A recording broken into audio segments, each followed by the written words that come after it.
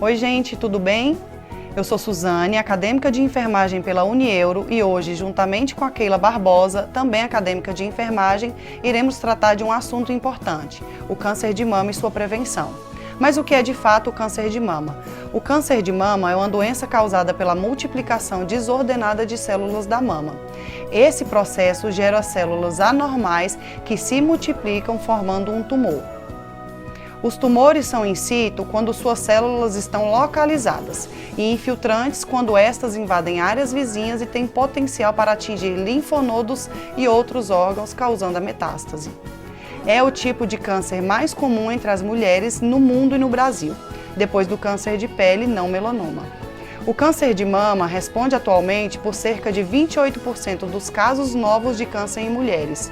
Estimativas apontam que 66.280 mulheres desenvolverão esse tipo de câncer a cada ano entre 2020 e 2022. Há vários tipos de câncer de mama. Alguns evoluem de forma rápida e agressiva, enquanto grande parte dos casos tem evolução favorável se diagnosticada e tratada em tempo adequado. Esses comportamentos distintos se devem a características próprias de cada tumor. Os principais tipos são o carcinoma ductal, que tem origem nos ductos mamários, e há vários subtipos. É o mais comum, encontrado em cerca de 80% dos casos. E o carcinoma lobular, tem origem nos lóbulos, que são responsáveis pela produção de leite materno. É diagnosticado em cerca de 5 a 10% dos casos. Quanto aos fatores de risco, não há uma causa única. Diversos fatores estão relacionados ao câncer de mama.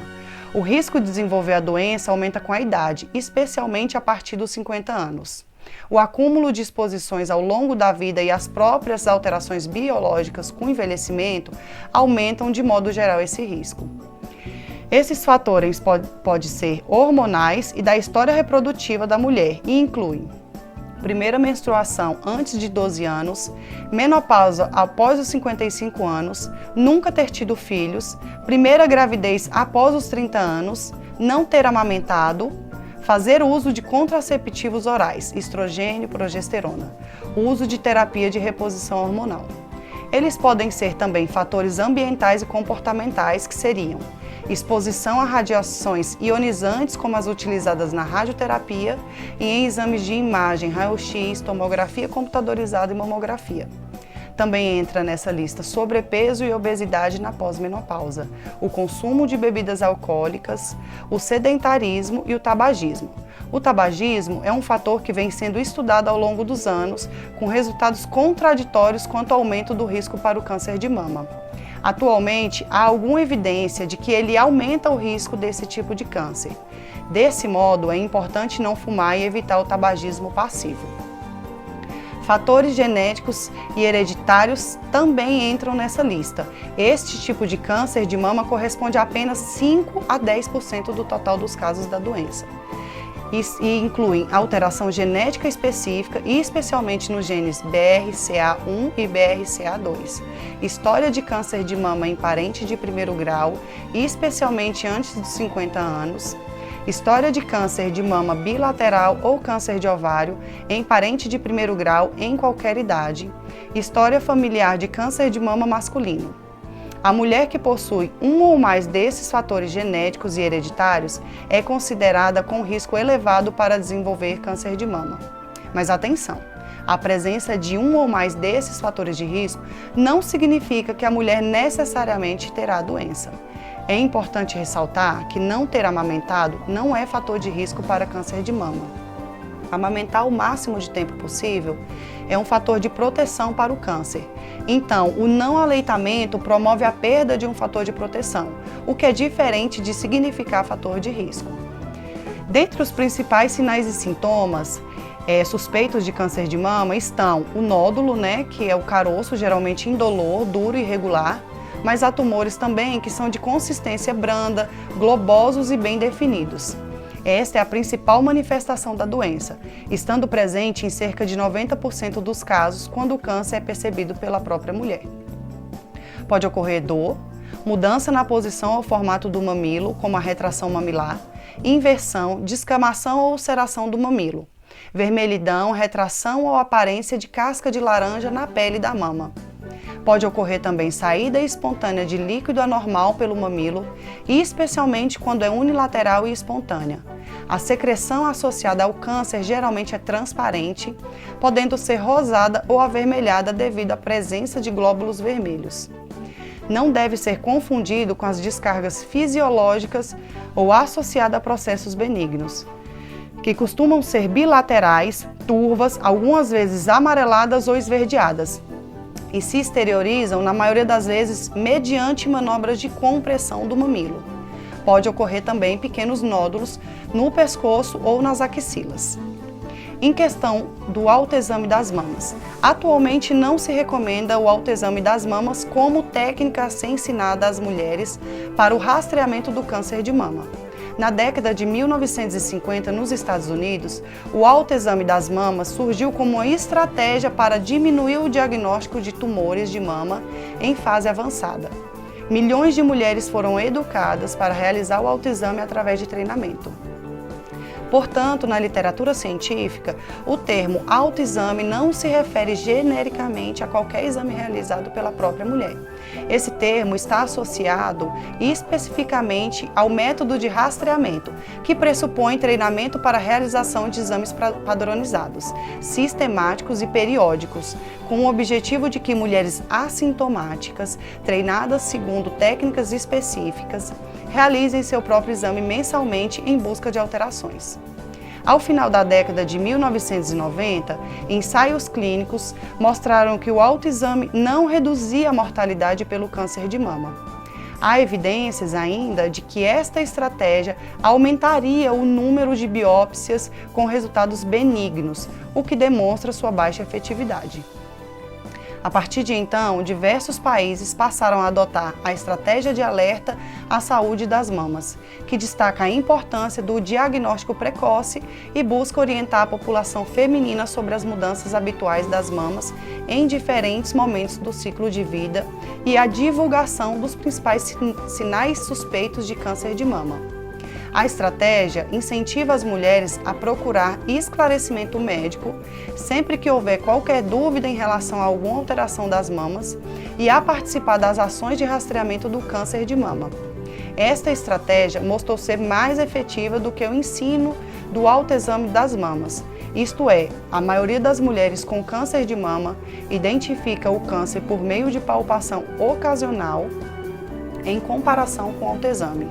A orientação mais recente é que a mulher observe e palpe suas mamas sempre que se sentir confortável para tal, seja no banho, no momento da troca de roupa ou em outra situação do cotidiano, sem qualquer recomendação de técnica específica ou periodicidade regular e fixa, valorizando a descoberta casual de pequenas alterações mamárias suspeitas.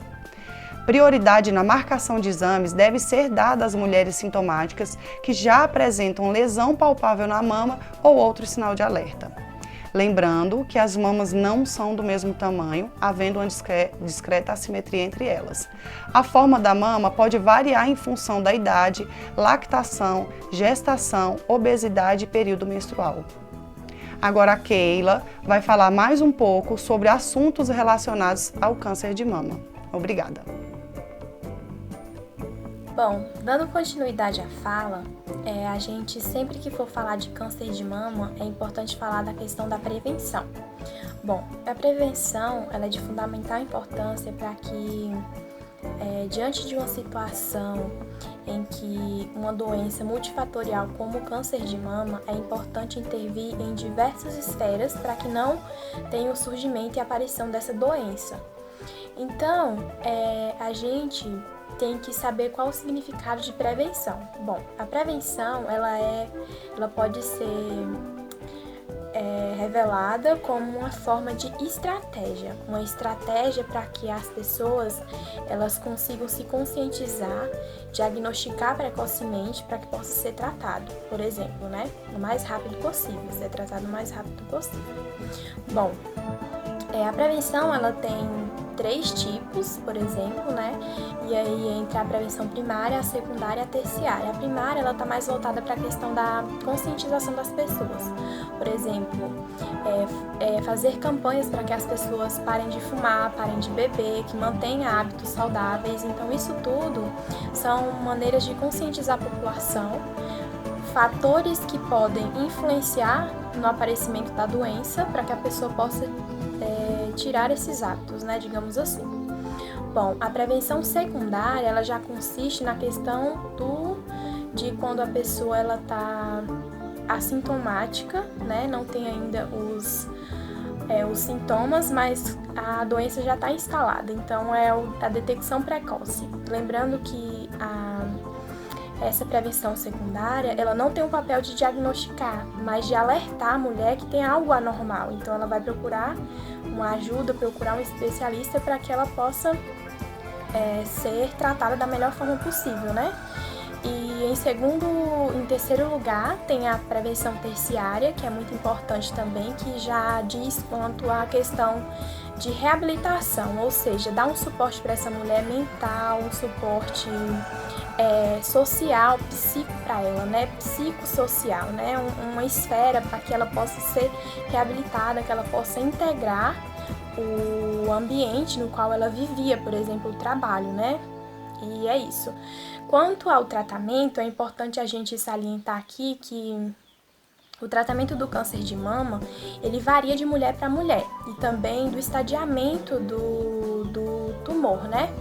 Então, pode ser feita a cirurgia para retirada do tumor, no caso se ele for benigno, pode ser tirada também a mama, que é a mastectomia, pode ser também feito o tratamento com radioterapia e com quimioterapia. Lembrando que a quimio, ela é um processo sistêmico, então, muitas das vezes é nessa situação que a mulher pode perder o cabelo, por exemplo, né?